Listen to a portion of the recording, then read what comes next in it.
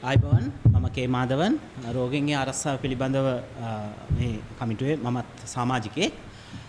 ඇත්තටම අද විශේෂ දවසක් වුණත් අපිට එක පැත්තකින් විශේෂ දවසක්. ඒ තමයි මේ රටට බාහල බේත් ගෙනල්ලා මේ රටේ පුරවැසියන් ඝාතනය කරපු කෙහෙලිය රබුකැල්ලව අත්අඩංගුවට ගන්න ලෙස එදා බල කරමින් අපි පවත්වාගෙන ගිය සත්‍යග්‍රහ අවස්ථාවේදී අපි අත්අඩංගුවටපත් වෙනවා.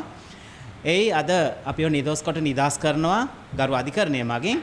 ඒක අපි සතුටුදායක සිද්ධියක් අපේ සිවිල් ක්‍රියාකාරකයන් සියලු දෙනාට.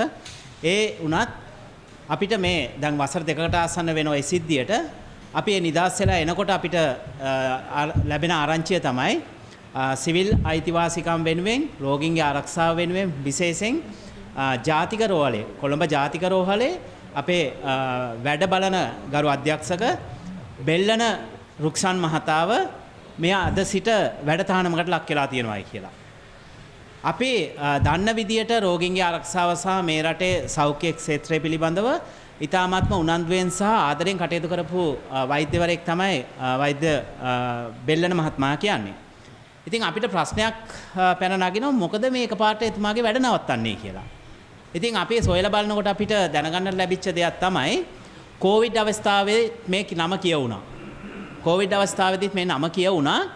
වෙනත් ස්ථානයක හිටපු කෙනෙක් කිසිම අවබෝධයක් නැති කෙනෙක් මේ වෛද්‍ය ක්ෂේත්‍රය වගේ එකකට දාගෙන එදා නටපු ඒ සෙල්ලමේ අපිට ප්‍රධාන චරිතයක් විදියට හිටපු අනිල් ජයසිංහ මහත්මයාව තමයි අපිට දැනගන්නට හම්බුනේ. දැන් සිටින සෞඛ්‍ය අමාත්‍යාංශයේ ලේකම් විදියට කටයුතු කරනවා.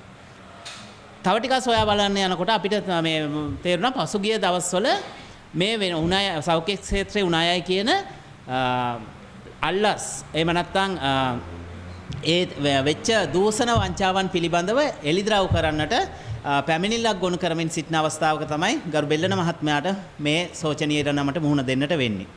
අපි ආන්නට කැමති අපි ඊ타මත්ම මේ සියලු සිවිල් ක්‍රියාකාරිකයන් සහ මේ රටේ බහුතර ජනතාවක් හරගල කරලා සිස්ටම් චේන්ජ් එකක් කියලා ගෙන එන්නට කටයුතු කරපු මේ රජය මේකද මේ කරන සිස්ටම් චේන්ජ් එක කියලා. හල්ලස් නැත්තම් වංචා දූෂණ එලි කරන්නට ඉදිරියට පැමිණෙන මිනිස්සුන් අල්ලලා වැඩ තහනමට ලක් කිරීම අත්අඩංගුවටපත් කිරීමද මේ ක්ලීන් ශ්‍රී ලංකා එහෙම නැත්තම් සිස්ටම් චේන්ජ් එක කියලා අපි අහන්නට කැමතියි. අපි කරුණා කරලා කියනවා අපි මීට වසර දෙකකට ඉස්සෙල්ලා රෝගීන්ගේ ආරක්ෂාව මේ රටේ පුරවැසියන්ගේ ආරක්ෂාව වෙනුවෙන් බාල බේත් ගෙනල්ලා මහා පරිමාණයෙන් මහා බලයක් තියාගෙන එදා නාඩගම නටපු සියලු දෙනාටම අපි පාඩමක් උගන්වලා අරගලය තුලින් ගෙදර ඇරියා වගේම ඊට පස්සු තවත් එක්කෙනෙක්ගේ ඒ තමයි එදා හිටපු ජනාධිපති ඊට පස්සෙපත් වෙච්ච ජනාධිපතිවරයාගේ අනුහසෙන් මේ රටේ සෞඛ්‍ය ඇමති විදියටපත් වෙලා මට ඕනම එකක් කරන්නට පුළුවන් කියපු ඒ වගේම ආරෝග්‍ය ශාලා ඉස්සරහා මල් ශාලාවක් තියෙන්නේ නිකන් නෙවෙයි කියපු ඒ ඔල මොට්ටල සෞඛ්‍ය ඇමතිවරයා අපිට පුළුවන් වුණා කණෙන් ඇදලා ඇතුළට දාන්නට බලපෑම් කරන්නට පිරිසක් විදියට.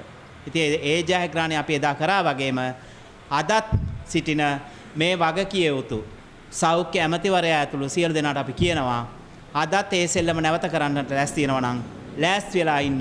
තව මාසයක පමණ කාලයක් තමයි තිබෙන්නේ අපිට ජනවාරිය ලබන්නට. ඒ ජනවාරියේදී අපි පාරට බයිනවා කිසි ප්‍රශ්නයක් නැහැ. අපි ඕන තැනක ඕන ඉරගේක ඕන තැනකට අපි යන්න සිවිල් ක්‍රියාකාරකයන් විදිහට අපි මේ සියලු දෙනා කැමැති. ඒ වගේම රටේ පුරවැසියන් වෙනුවෙන් රෝගීන්ගේ අවස්ථාව වෙනුවෙන් අපි සෑම විටම පෙනී සිටිනවා කියලා.